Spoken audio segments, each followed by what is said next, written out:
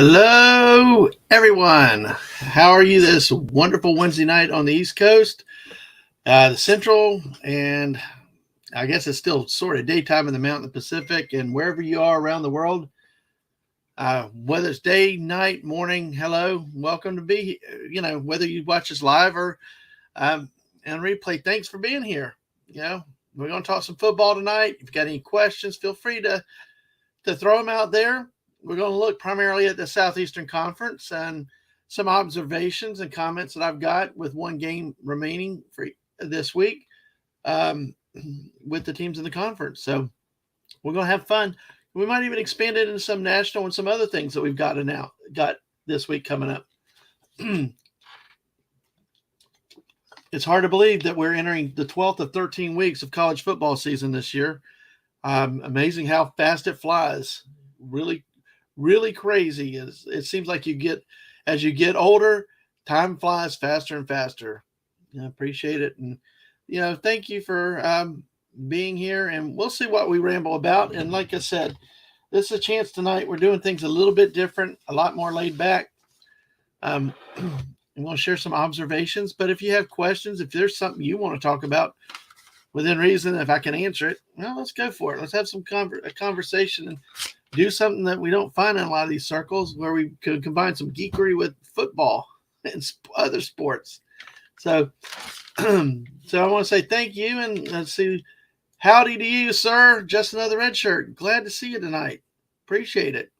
Glad to see you here, I think, for the first time. And hopefully you can stay a bit, and hopefully you enjoy the conversation. Throw some things in, like I said. And, of course, we got the wonderful, gracious Mrs. Dadman Walking 55, who, without this channel, would not be possible. You wouldn't see these beautiful graphics. You wouldn't see anything that's on here.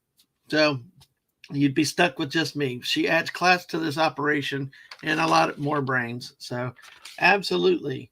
Thank you both for being here. And we've got 6 people watching. Sorry. Excuse me, folks. I just had a few peanut M&Ms, and it's probably not a good idea to do just before you go live. Some other people like peanuts and peanut M&Ms during a broadcast, but don't get choked up. But hey, like I said, if you're new to here, if you are following on the Twitch side, if you're watching on Twitch, be sure to follow the channel. We're getting up closer to 60 followers on the Twitch side. If you're on the YouTube side, be sure to subscribe to the channel, like the videos, share it or tweet it out. We're trying to do something different. Maybe, this year's been a very rousing success, and hopefully for a lot more next year, maybe some more collaborations, maybe look at more games beyond just the Southeastern Conference, maybe some more sports down the road, different sports. I know we're moving into hockey season, just finished up baseball. There's a lot of basketball coming up, especially in the college ranks in the next few months. So like I said, typical standard. We do appreciate our followers and our subscribers on both sides. And, if you lurk, hey, that's awesome. Leave a lurk. Maybe even comment on a lurk, how these algorithms work. I don't know. I don't figure it out. I just push the button and start talking. And I know Mrs. is glad sometimes that way I'm talking here and not talking her ear off. So, but hey, thank you again for being here. So, like I said, if you want to chat about something specific, hey, there's the Mr. Lurker himself. Castle, how are you, sir? Great of you to stop by. Good luck on what you're working about while you're lurking. But if we hit something you want to talk about, or if there's something comes to your mind, be sure to throw it in. I appreciate it. Thanks for being here. One of the things with this channel we have is that we make it clear that we're not a gambling site. We're just here, friends, talking together, having fun, talking about football. This is more for our Thursday show, which we will have tomorrow night. I'll talk more about that later, where we talk football games. We preview last week's action, talk about the week coming up, and then we make picks at the end, me, the guest, and myself. But don't trust me for any of your gambling needs. I've had some very bad weeks, and you're on your own if you try to take mine to the bank. But hey, occasionally I get one or two to the bank, but I miss more than I'd like to. But hey, we'll look at the results tomorrow night too, with where we stand on things. Well, we are here, week 12 of 13, as I said. Our focus has been on the Southeastern Conference. So with some teams have 2 conference games left. Most only have 1. Their last conference games will be played this week. Others like Alabama, Auburn, the Iron Bowl, Mississippi State, Mississippi, will be next weekend. Vanderbilt, Tennessee is another one. Big Thanksgiving weekend games. So that will be a big week for them in terms of rivalries. But we'll see where we stand tonight, because in the Southeastern Conference, the shouting is pretty much over, because we know who is going to be in Atlanta. But before we talk about that, let's go back to the very beginning of the season from our first episode, where we discussed the projections. We'll start off with the SEC media days. The media writers, both at their meetings, all come together, cast their votes for how each team finishes in each division. Based on the points assigned with the placement, they project who the consensus winner or placement finishes are throughout each division.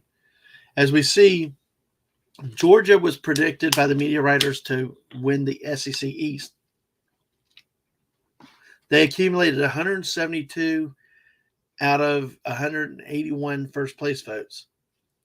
So, with 4 first place votes to Kentucky, 1 first place vote to Tennessee, South Carolina managed 3 first place votes, and somebody was excited about Vanderbilt this year.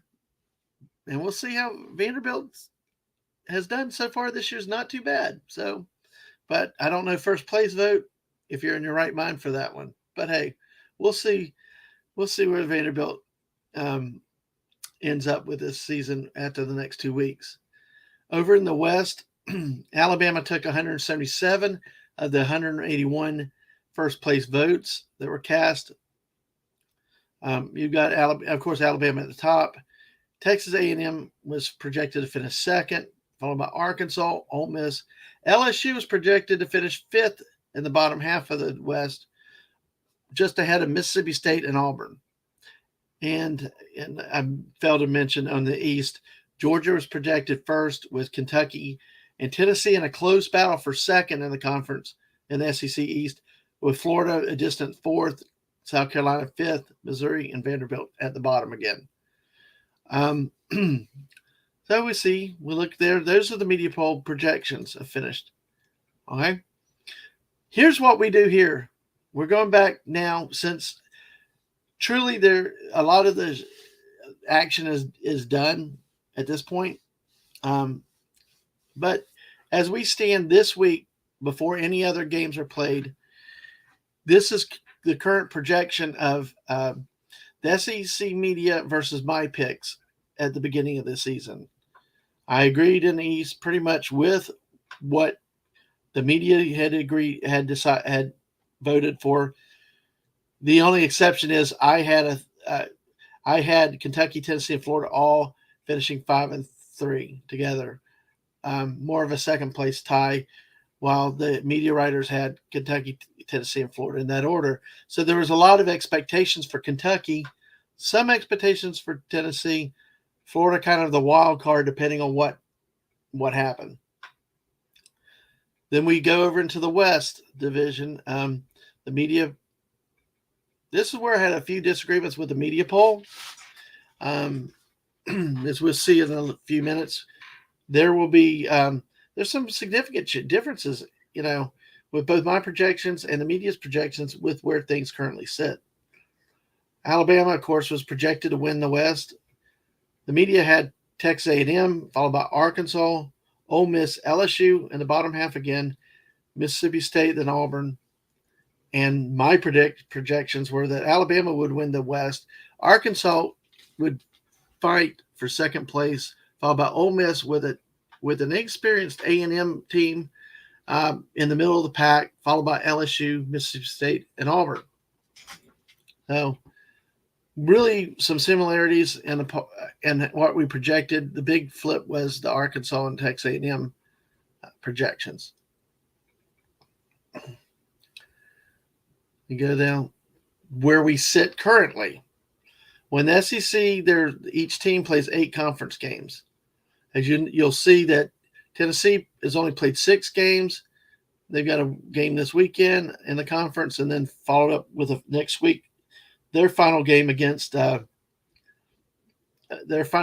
be against Vanderbilt in the conference. And see, Vanderbilt's got Florida this week with a game against Tennessee the following week on Thanksgiving. Let's see. Yeah, just now the red shirt. There's a lot of stuff coming out of College Station and Texas A&M right now. We'll hit a little bit more on that a little bit later when I get to some of the further notes that I have to discuss tonight. But you've got the standings here currently. Georgia and LSU are going to be in the SEC championship game. That's been decided. Even if Georgia somehow loses at Kentucky this week, Tennessee wins out, Georgia still goes to Atlanta by virtue of the head-to-head victory. And same thing over in the West with LSU. LSU has defeated both Alabama and Ole Miss. Should LSU trip up in their last conference game, does not matter. They still have won the right to go to Atlanta because of head-to-head matchups. So that is pretty well set. And we're planning on having an SEC conference championship game special in a few weeks when the time comes. So as you can note here, we did have a big change that happened between the start of the season and the prediction. We've got a big change in the West because for the first time in a number of years, it's a familiar face. LSU returns to the top as the Western Division champion that will have a right to beat Georgia in the championship game and potentially make the national playoffs. So it is a change because I don't know a lot of people expected LSU to be this good this year, to have this kind of success. I think a lot of people didn't because obviously you see where I had projected them with the media writers have projected them in the bottom half of the Western Division. One other thing we see here is that, well, the SEC East still belongs to the Georgia Bulldogs. The Tennessee Volunteers have had a great year. I believe that they're a team that's for real, and I think they're going to be a challenge. My team, the Gators, have got a lot of work to do to catch up or to try to pass Tennessee. Solid coaching, better recruiting, better coach, game day coaching, not just recruiting with Tennessee. So you've got that.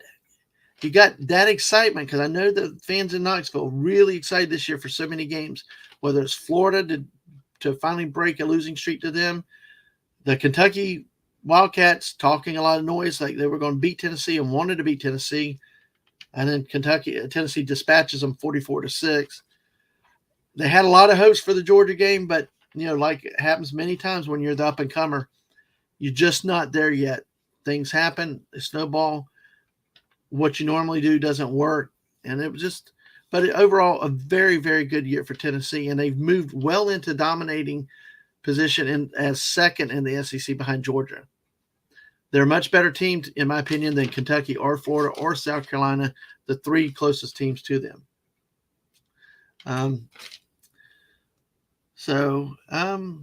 That's kind of where we sit with that overall with the SEC standings. We'll talk a little bit more, some other points and insights, but real quickly, if you look down the Eastern Division, we've got the 3-way tie between Kentucky, Florida, and South Carolina.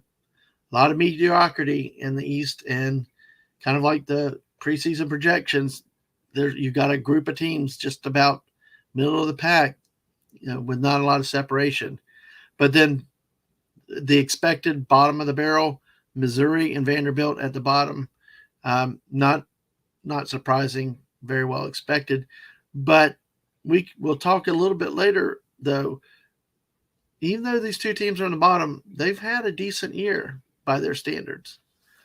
Some could have had a much better year, and we'll look at that in more detail. Over in the West, you could say the statement I heard last year with Alabama losing in the national title game to Georgia was that Coach Saban said it was a rebuilding year. Well, if that year was a rebuilding year, I don't know what you'd explain Alabama's year with 2 losses this year, finishing probably second in the Western Division, behind LSU. Whether they finish ahead of Ole Miss or not remains to be seen based on the Iron Bowl and then how the Egg Bowl for Mississippi and Mississippi State. But after that, you've got Mississippi State, middle of the pack. Once again, a team with a reputation for a lot of offense, but in big games they can't beat the bigger teams. They've lost. They lost to the big teams like LSU, Alabama, Ole Miss. Every team that they needed to beat that it ended up ahead of them, they lost to. But then again, our friends at Auburn are not in the basement. They're at least not last place, which then leads to the two big, questions. Yeah, you got Arkansas and Texas A&M at the bottom. So, and we'll talk a little bit more about that in just a second. But, so overall, you've got there's a lot of new, there is some new, there is some old, and there's some mildly or not so mildly unexpected that's happened in the conference this year. And we'll see how the last 2 games play out to see, can A&M get out of the basement with only one conference game left. This week they play out of conference in a game that should be a win. But we'll see. You have to see. The best that they can do is tying for Auburn and or Arkansas for last in the West. So,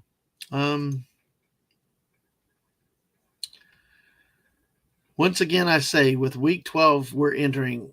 It's just amazing how time flies. It truly is. So, let's do this. Let's go here. Okay. Let's go here. Let's look at the top 25 that we got. And personally, I still prefer the AP top 25 over the college football playoff and all the coaches poll and everything else. But that's just me. But the college football poll, which is what is used to determine the playoff teams, the 4 playoff teams that will be selected, actually has the same top 6 teams as the AP poll this week. In both polls, you have Georgia at number 1, followed by Ohio State and Michigan, an undefeated Texas Christian University from the Big 12, followed by 1-loss Tennessee from the SEC and 2-loss LSU from the SEC. What is interesting here and is what is being set up is a situation that has become more and more of a debate in college football in recent years.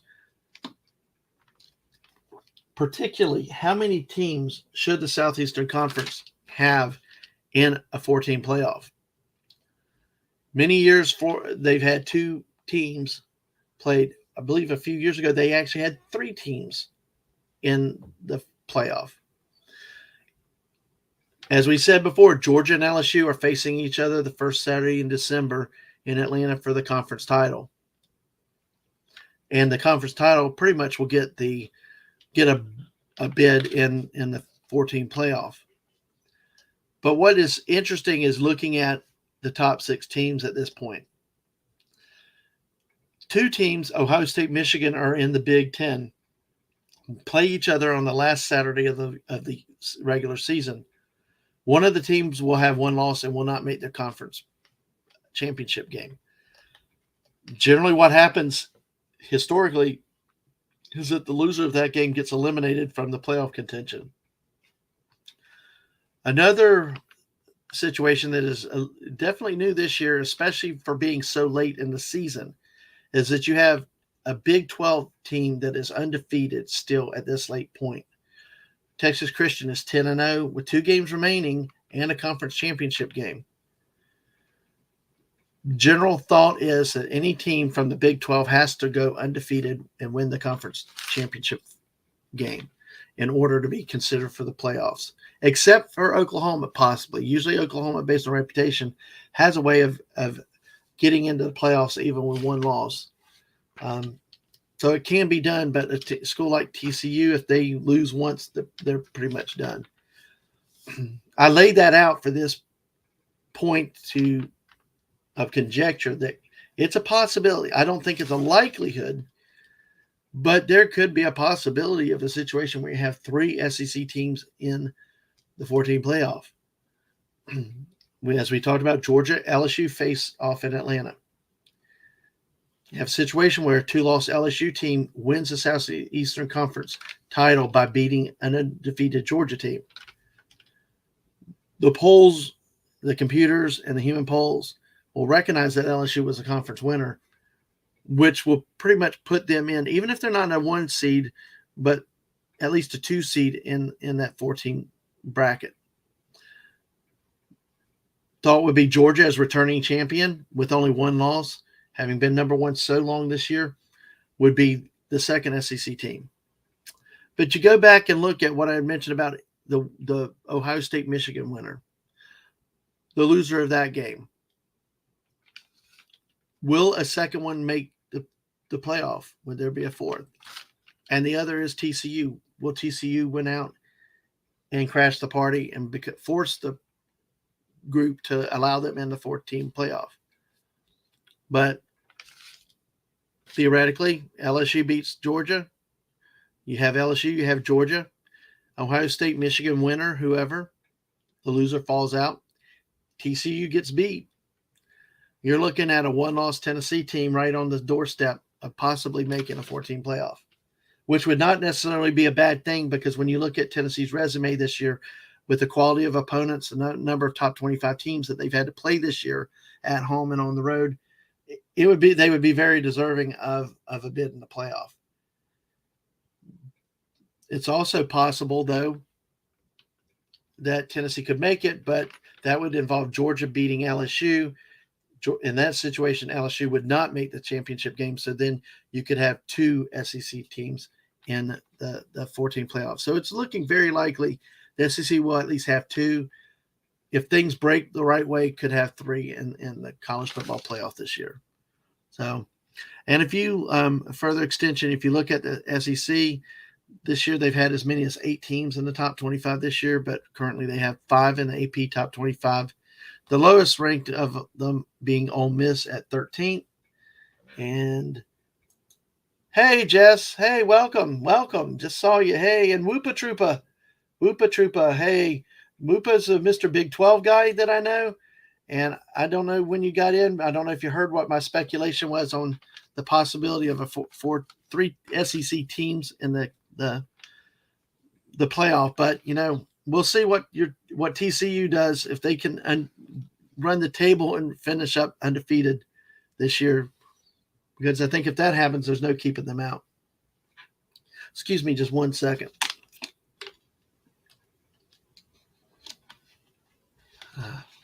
Well, thank you, everybody. I'm glad everybody that's here. Thank you for coming by. Remember, like I said earlier, is if you're watching on Twitch, make sure you please follow us if you haven't already. And if you're on YouTube, subscribe to the channel, leave a like, share it with your friends, and let's talk some football. And I know Red Shirt was here earlier and still here. And then Jess and Whoopa, what I've said earlier too is if there's anything comes up to your mind, if you see the polls, if you see something and you have a question or comment or want to say something, feel free to leave it in a chat, because even though I'm focusing on a number of points from the Southeastern Conference tonight, but I'm open to just chatting and having a good time talking, and bringing up some other issues and points that are here. Just a general fun discussion, even hockey if we had to. But but we go back to the SEC standings real quick to finish up a few of my points. So Again, to summarize what I've said so far, we have change in the West with LSU, not Alabama. Georgia still dominates the East. We could have 2, possibly 3 SEC teams in a 4-team college playoff. The SEC has 5 teams currently in the top 25 of the AP and the college football playoff poll. Now, if we look at the standings right here, let's stay on this screen for a little bit again. Every season with football, it's so unpredictable. There are good times. There are teams that have really, really good years. There are teams that surprise everybody, come out of nowhere. There are teams that stink it up and are very disappointing. It kind of come, kind of good, kind of bad. And then there's some that just could have, what if, what if some things had happened better? What if something else had changed or, been different? Well, let's look at the good surprises. Let's start on a happy note. How about that? How about we do that? We like happy. I need happy. Just got an estimate on a new AC unit today. I need happy. Oh, my. Yeah, painful. But, hey, let's look at some of the surprises we got around the league. Well, let's take the first obvious one that's glaring. Louisiana State Tigers. One that I projected 5th. The media projected 5th. Either way, people did not have a lot of hope for them. They hired a new coach. Chip Kelly from Notre Dame comes down. Kind of a different culture fitting into the Southern Cajun Louisiana. Who knew what to expect? They lose the first game. They lose the first game of the year on a blocked extra point, and then they play later and beat Alabama by not going for an extra point, by going for 2 to guarantee they had a shot to win. So, it's been a very, very interesting year for LSU. And yes, Whoopa, we will definitely talk about that very soon. And I've got comments to that point too. But LSU, look at them. They're now headed to Atlanta. They turned over a roster I had heard of up to about 40 players, possibly that either left school, graduated, transfer protocol. They had a massive roster overturned. Starting quarterback last year went to Texas A&M. So you really didn't have much expectations for them this year. But a very solid 8-2, 6-1 in the conference. They beat Alabama. That was a good game to have at home. The one probably blip for LSU was the fact they got bloodied so badly by Tennessee at home. Otherwise, you look at an undefeated, maybe on only one loss, which would have been that game against Florida State at the beginning of the year. But definitely LSU, congrats to them. They're passionate about their football, and they're headed to Atlanta. Good for them. And speaking, Lupa, of this, it's close to the LSU surprise. Maybe it's up there. But the good old Vanderbilt Commodores. Look at that, folks. You see that 1-5? 1-5 in the conference. I'm still stunned, which leads into another of our disappointing ones later. But Vanderbilt goes on the road, has not won a conference game in the Southeastern Conference since 2019, a stretch of about 26 games in the conference in a row. Vanderbilt has lost. Goes on the road to Kentucky, has a lead for most of the game, loses the lead with about 5 minutes on a big play, yet ends up taking the lead with about 30 seconds left. Very dramatic, very big event for Vanderbilt Commodores. But, hey, that's big a thing, getting your first conference win in that long. But also 4 wins this year. Last year they only had 2. This year, at the beginning, I predicted Vanderbilt would only have 2 wins. They started with 3 in a row over Hawaii, Elon, and Northern Illinois.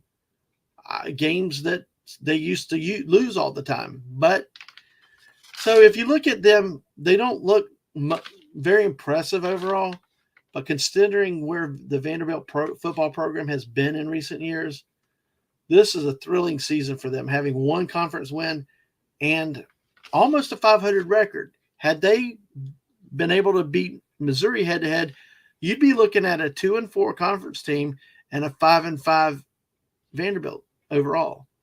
So it was a very good year for them. Very surprising that they've had an astounding year for the program. So that's surprise number 2. I'd say surprise number 3 for me is the Tennessee Volunteers. And it's not that they're, because they were projected anywhere from second to third. And, they were expected to have a really good year this year. They're not a surprise in that sense. The Volunteers are really a surprise this year. It's just how dadgum good they've been, especially on offense. But one of the most prolific, if not highest scoring teams in the nation from week to week to week, winning games on the road at Pitt, some other road wins that normally in other years they would not have been in the games for. Either bad coaching decisions, turnovers, bad play. This Tennessee team has really grown up and matured in the second year under Josh Heupel. They almost choked to Florida, but they did beat Florida. They exercised that streak. Kentucky, I remember a lot of the fans were talking for the Wildcats. Tennessee dispatches them easily. Tennessee goes on the road, beats Pittsburgh in a back-and-forth game in overtime, and their defense knocks 2 quarterbacks out of the game.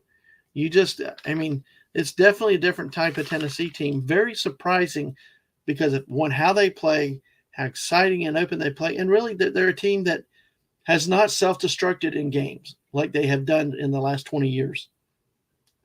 So that's kind of it. The 3 big surprises that I've seen is LSU, Vanderbilt, and Tennessee. So that's, if anybody else has any thoughts on that, feel free to share it in the comments. If there's something else that surprised you, like Whoopa did there about Vanderbilt, that was a great point too. Disappointments. We all, sometimes these are the sexier ones, the disappointments, and we like to focus on them a lot more. Well, the first overall disappointment has to be, as just red shirt, as you said, your nieces are bummed. They got to be bummed in College Station down there for Texas A&M. That has to be the greatest disappointment of a team in the league this year. A team that the media picked to end up second in the West. A team that beat Alabama last year. A team that took Alabama to 24-20, had a chance to win on the last play of the game, but missed it. A team that lost at home to Appalachian State. A team that's suffered, that's now sitting in the bottom, not in the close to the bottom or the bottom half, but sitting at the bottom of the SEC West.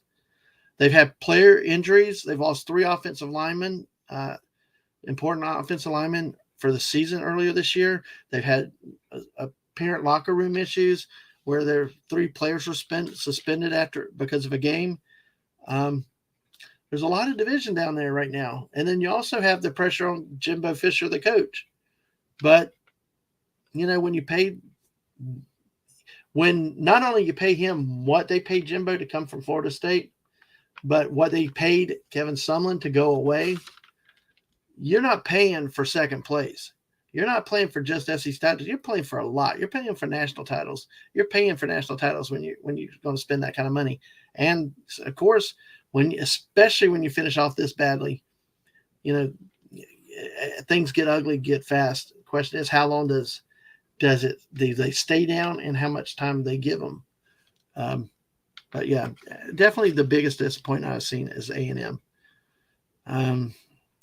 Another disappointment, as I mentioned earlier, alluded to, having lost this week to Vanderbilt, is the Kentucky Wildcats.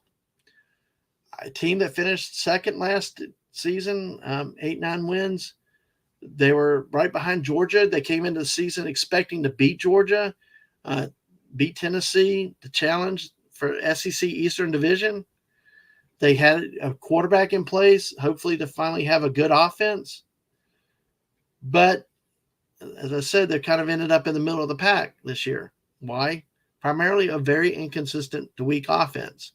Even though they had the talented quarterback, they have had trouble scoring points in many games. If you look at their victories over small conference teams, they really have not scored a lot of points. And losing to Vanderbilt with only 21 points. Vanderbilt gave up 38 to South Carolina. and has given up a lot of points to other teams. But this Kentucky offense has just seemed to have regressed since last year.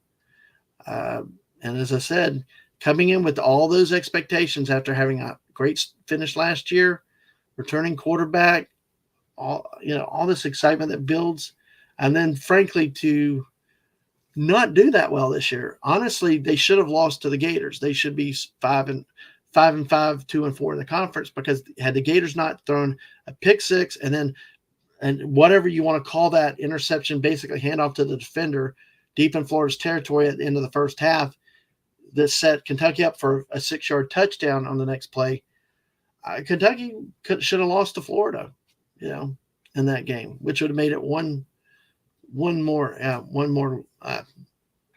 loss for them and dropped them further in the division.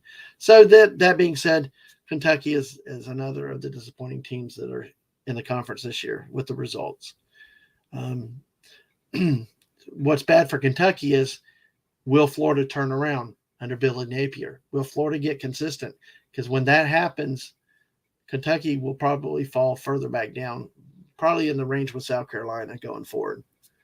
But a lot remains to be seen for all these teams and how they do going forward. And the third disappointing team that you could say I'm disappointed in was the Arkansas Razorbacks. I believed after last year with the results they had, the team returning, a quarterback and other key players, they challenged Alabama last year, very a tough game in Tuscaloosa. So they looked like they were a team that could ascend this year, challenge Alabama, if not maybe beat Alabama. I picked them second. The media poll picked them third.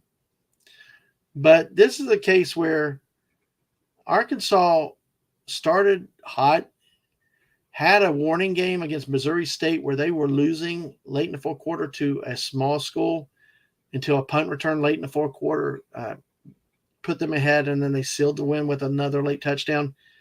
That was a warning sign. Then they proceeded to lose 3 conference games in a row to Texas A&M, Alabama, and Mississippi State, I believe. Let me double check that one real quick while we're here. Let me double check. Let me see that real quick. Yeah, it's one of the Mississippi teams that they lost to.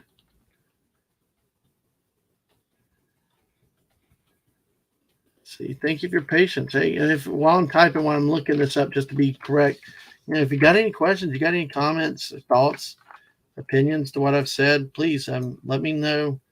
We're here among friends to have fun and to talk. Yes, the 3 losses were a neutral site to Texas A&M, 23-21. A defensive touchdown helped A&M win that game. Alabama, where they rallied back to pull close to Alabama.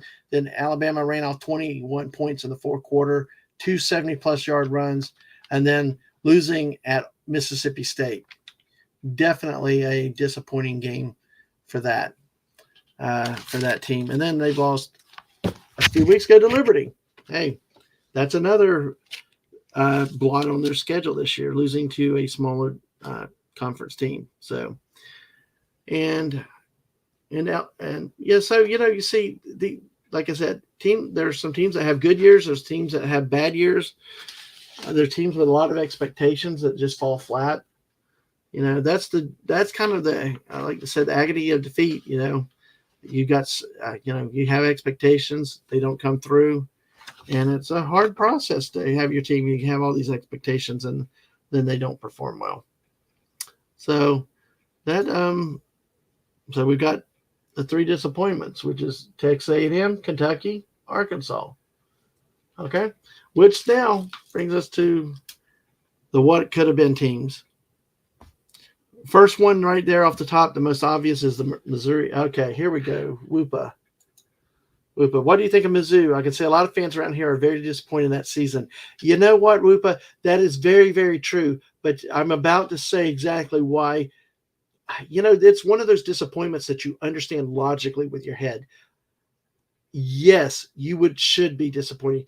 It's as I go through this, you'll see it's one of those seasons you'd rather end up 2-10 rather than what's happening with them now, or you wish you'd have gotten blown out in all the games. But here's what Missouri has gone through this year. Currently, they're 4-6 record overall, 2-5 in the conference. They've had 4 losses. One to Auburn on the road. They lost 17-14 in overtime. They had one at the end of regulation. They could have won the game with a field goal, chip shot right in front of the goalpost that somehow the guy didn't make. And I know, Whoopa, I think you commented on that when you were on the show, was just like, how did the guy miss that kick? But he did. Then they go to overtime. Auburn gets a field goal. Missouri has its turn, breaks a nice run to the corner pylon, and the running back stretches the ball out, trying to get it across the goal line. But as he does, loses control of the football before it crosses the plane to goal line, rolls in the end zone. Auburn recovers it. Auburn wins. That's loss number 1. Even probably a bigger loss, heartbreaking loss, was at home to Georgia, 26-22. Missouri had a 10-point lead in the fourth quarter. Had the lead until 4 minutes left in the game when Georgia scored and took the lead. I mean, you have the number 1 team at home. You have a chance to knock them off, and you don't. All right, they played them tough. 26-22 is a respectable score. Game number 3 at Florida, 24-17 loss. I watched that painful game as a Gator fan. Gators had 66 yards passing in the game. It was painful. Gators scored 17 points on offense. Missouri scored 17 points on offense too. But one of the key plays in the game occurred when Missouri was driving deep in Florida's territory, through an interception that Florida returned all the way for a touchdown for the difference, the winning score. Even a field goal on that drive, who knows what that game could have been like. And then finally, losing to Kentucky 21-17. Another game where they had a lot like it against Georgia and Florida, where they had the lead late in the game. They lost this game when Kentucky scored the game-winning touchdown with 5:18 left. So that's all the details behind the answer to your question. I would be very, very disappointed if I were them because of how close things could have been. These 4 wins flip them the other way. If you flip 2, they're 6-4 and 4-3 in the conference. You flip all 4 to wins that they could have very realistically been. You got an 8-2 team, and a team that is really would be 6-1 in the conference. Would be in the driver's seat if they won that game against Georgia. You could have been talking about a team that could have been going to Atlanta in the East very, very carefully because of the way they played Georgia. And I'm not including like a team like Florida that kind of got close, but Florida got beat badly by them. But Missouri had their chance to beat the Bulldogs, and they won. So, yeah, I'd be very disappointed if I was a Missouri fan. I'd almost hate the season more because of these close losses. But I think it goes to show that your coach is doing something that, you just get a little bit more talent. Maybe those games flip the other way, So that's the long answer to that question. But you really, to look at Missouri's season, you really do need to look to that depth with those games because it truly makes a difference. It's a tale of 2 seasons, like a tale of 2 cities. Those games go a different way. Yeah, you got a completely different season. Another ho-hum, what could have been season has to go to Ole Miss because they're just Ole Miss again. They had a good year, but you know what? Once again, they can't beat LSU and they can't beat Alabama. You look at the history of the Alabama-Ole Miss series. I think Ole Miss has only won 10 or 12 times over the course of the series. It's one-sided Alabama. I mean, if you're going to elevate your program and elevate your team, you got to start beating the big dogs at some point. And beating them consistently, not just every once in a while. So, and Whoopa says, yeah, Drinkwitz got a 2-year contract extension recently. He was on the hot seat coming into this season, as I read. I know that a lot of people aren't happy about him. I think probably the way his coaching style is, his offense is, I can see that. But but then again, you also maybe it is a coaching issue when you lose that many close games in the fourth quarter. So, you know, more from Luther Burden. But you know what? And I will say towards this point, yes, that's a true fair criticism. But let me equate that to Florida with Anthony Richardson at quarterback. Just the last couple of weeks, when the Gators offense has been more productive, they've had more design runs with him, which is supposed to be what his strength is, running as well as passing. And there could be something in Missouri's offensive scheming that does not utilize Luther Burton's talent to the extent that it should be. So, like I said, I equate it to kind of Florida.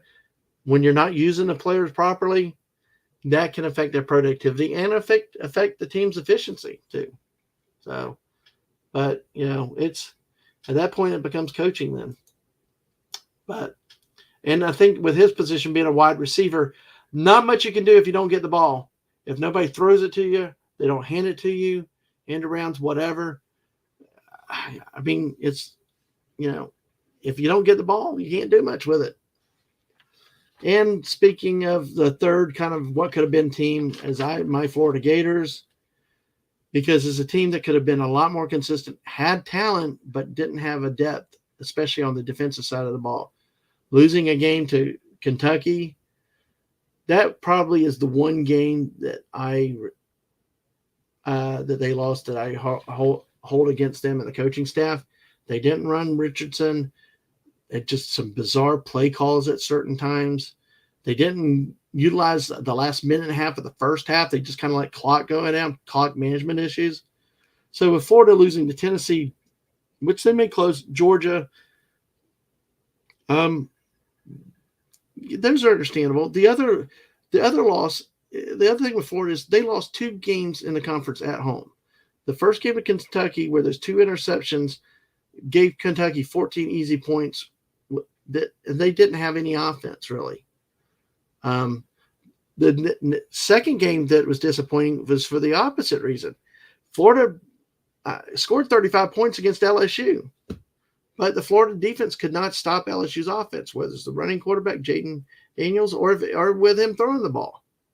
It was the most surreal game. I mean, you had some defensive plays the previous week, and then you go play LSU and can't stop them. So that was a 45-35 game. So those are probably the 2 games that I look with Florida. What could have been, you could have a 3-loss Florida team with just losses to Tennessee. Well, actually, you'd have had a 2-loss Florida team with losses to Tennessee and to Georgia, and would have been 5-2 in the conference, very close to Tennessee for second place. So, but that's about it. So that's what we got with that. So there's I'll just recap real quickly. The surprises are LSU, Vanderbilt, Tennessee. Disappointments, Texas A&M, Kentucky, Arkansas. The teams that could have just missed out on a bigger year, could have had a better year, Missouri, Ole Miss, and Florida. So that's it's the way the ball bounces, to use that phrase. So you never know.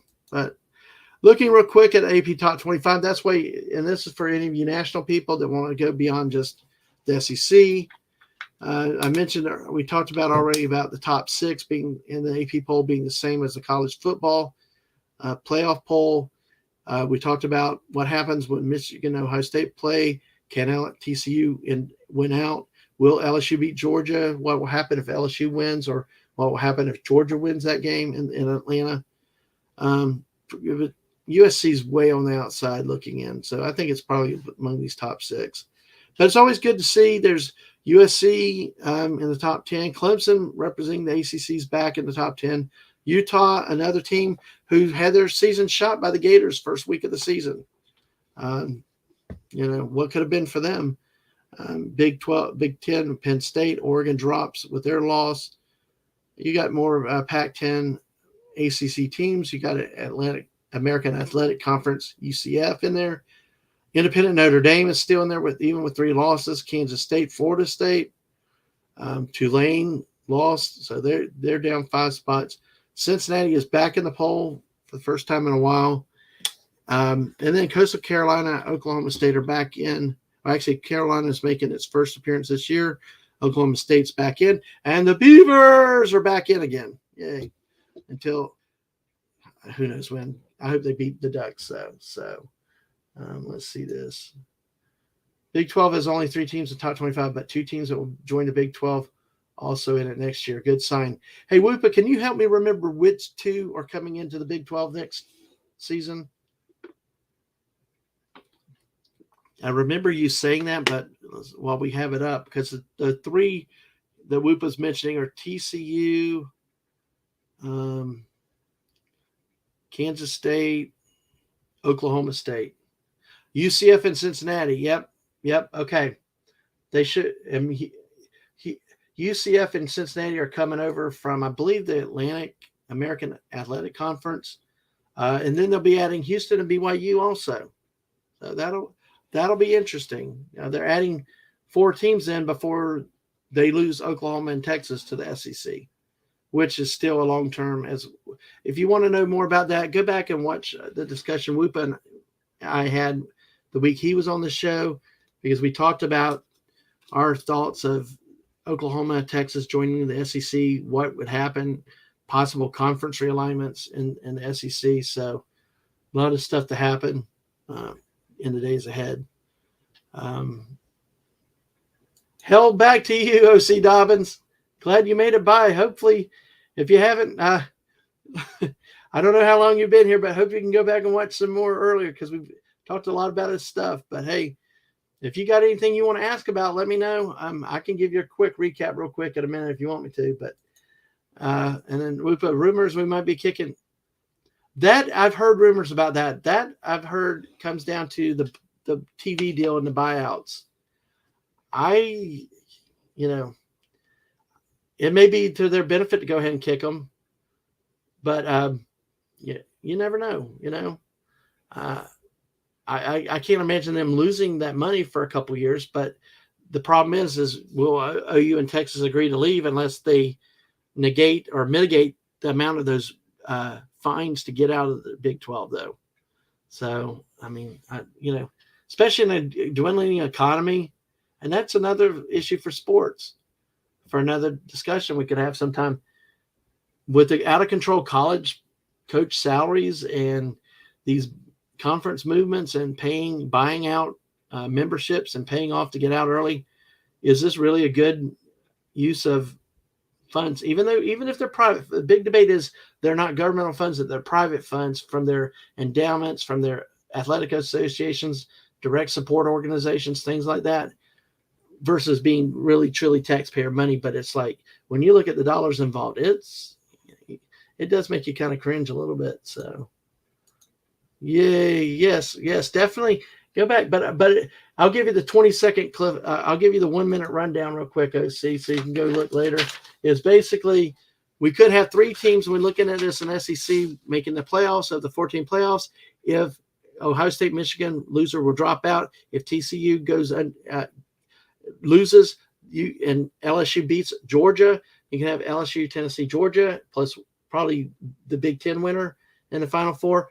Or if TCU wins out, you're stuck with only 2. Or if LSU loses to Georgia, you could have 2 with Georgia and Tennessee. And, oh, man, wrap-ups. We have in the SEC, we have change in the West that LSU's superseded Alabama again, but Georgia still dominates the East. We surprises in LSU projected to end up lower, ends up winning the SEC West. Vanderbilt with a big 4 wins. Tennessee, just because they played so daggum good compared to prior years. Disappointments, obviously Texas A&M at the bottom of the SEC West. Kentucky projected to challenge Georgia this year, losing badly during the middle, especially with very weak offenses, and losing to Vanderbilt. And then Arkansas, that could have had a good year, was staged in position but didn't do well. Missouri losing 4 games by less than 7 points that could have made them 8-2, possibly an SEC East leader right now. Ole Miss just not beating LSU and Alabama again. And the Gators, because, well, if you listen to me all year, they're so inconsistent. So anyway, How's that for a quick rundown? I think I impressed my wife with that because she usually says you take too long. So anyway, there you go, Rick. And there's a lot more if you want to get into details. I do appreciate you being here, though. I really do. I really appreciate everybody that's here. And thank you for your feedback, and thank you commenting in the chats. And we're getting close to the end here, unless y'all have more questions or if there's anything you want to talk about. But real quickly, I want to go through. I don't review this very often or in a lot of detail, but the coaches poll, you'll see that it's very similar, except you got USC ahead of LSU for some reason, other than the one loss difference. But it'll wash out in the end when they play Georgia, if they beat Georgia in Atlanta. But the top five, it's just really a lot of the same that's up in the top there. You look throughout the poll, you got North Carolina, Penn State. You got a lot of the same teams, UCF, Florida State, Cincinnati, Coastal Carolina. You got NC State that's still in here.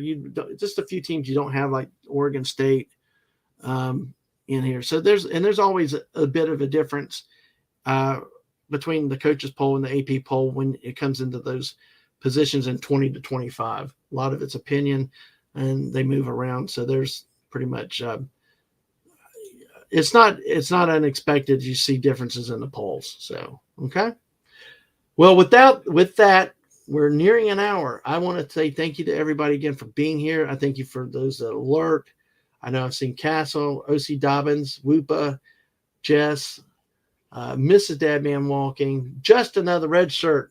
I'm glad to see you here for the first time. And, and for you returners, I'm glad to see y'all, whether you lurk. And I love doing this. I love the feedback, and I love just talking. And that's why some of these shows, I hope the more feedback, or if y'all have questions, feel free, and we can take some different avenues and just have conversations about sports, and that's always.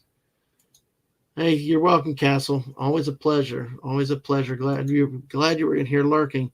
So with that, let's toss it to tomorrow night. Tomorrow night, we have the return of the fabulous, the great, the gorgeous, the person I cannot do the show without, because all these graphics are courtesy of her, and got to keep Mama happy too. But she loves doing this, and she's great, and she's learned a lot this year. And it's been fun for us to talk a lot of football.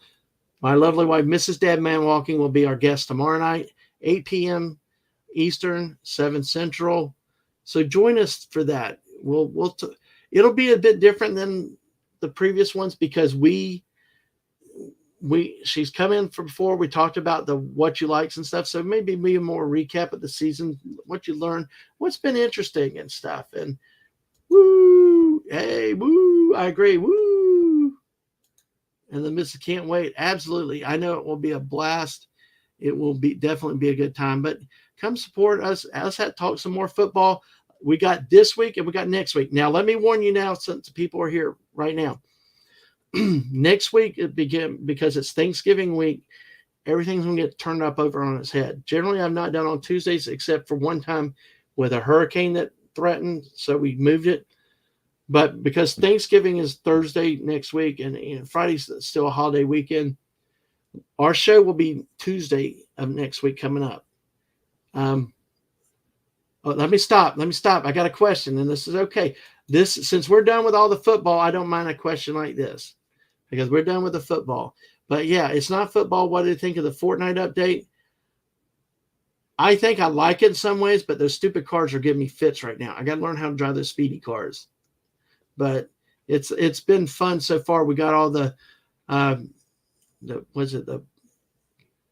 easy challenges, the one you do every time where you have to get instructions. So that's why it's been good. It's been neat. Some new weapons, things like that. So we like it. And hope to play with you again soon, Jess and Castle. One day with you out there, and we love playing Fortnite with people too. So that's always a good thing. Tuesday, next week's show will be moved to Tuesday night because of the Thanksgiving holiday and weekend. Okay. Yes, the Paradise Quest. Thank you. Okay, so next Tuesday at 8 o'clock will be our show. Next week, please join us. It's very special. Share it out. Get your friends, Twitter it out and stuff. Because next week, Thanksgiving week always has a history of great rivalries. Alabama, Auburn, the Iron Bowl, Mississippi State, Mississippi, the Egg Bowl. Go look back. Look back. I can't remember if it's 2019 or whatever it was, but Mississippi State Egg Bowl dog peeing. You'll see what happened at the end of that game. That was just classic. So you got Vanderbilt, Tennessee, and ultimately Florida State is the one that I'm going to be passionate about next week. The Gators and the Seminoles, especially this year with a good, pretty decent FSU Seminole team. But not only that, join us Tuesday night at 8 p.m. because I'll go ahead. I've had permission. I've announced it elsewhere. Tuesday night, 8 p.m. Eastern. My special guest next week will be none other than the Queen of Florida herself, Lorena Creole, talking football. So please join us for that show on Tuesday night next week. And we can enjoy some football. It'll be in a little bit different format because we're going to have to work some things around. But it'll be interesting. And it'll be the 13th and final week of regular season football that we discuss. For a lot of you that have been with me from the beginning, thank you so much. Those of you that have joined during the season, thank you so much. Those of you that have come in towards the end, thank you so much. Those of you who don't necessarily like football but love coming in and chatting and just being here, spending time, thank you. All that's encouragement to me to do this, and I enjoy it, and I consider you friends, and just enjoy talking some football and other stuff because Lord knows we got enough pop culture and we got enough problems in the world. We got enough other crap out there. It's, let's talk about something we like and passionate. Let's get rivalries between the friendly rivalries with my Tennessee fans and stuff like that. And Whoopa, yes, those of you who, namely Whoopa, Ash, and Mark D with a C, have beat me. Thank me. Yes, nice one, Whoopa. That is a good one. That was an awesome one. So with that, check us out on our social media. Everything is Dadman Walking 55. The main way to find what's the latest and what's going on is at Twitter, Dadman Walking 55, Twitch TV, Dadman Walking 55. And like I said, if you watch us on Twitch, leave a follow. And let's keep growing on that side. And on YouTube, let's grow it there. Let's get to 100 subscribers. I promised a 24-hour stream if I can get to 100 subscribers. I don't know why I did that, but you know what? I look forward to it. I'll embrace it. But YouTube now has a link at Dadman Walking 55. So, yeah, good night, Castle. Thank you for being here. So that's all the links where you can find, like, subscribe, follow where you can. Follow me on Twitter, see what's the latest. And, again, one last time, thank you, everyone. It's been a blast. Enjoyed this tonight. And we'll see you next time, tomorrow night, 8 p.m. Eastern, 7 Central. Bye.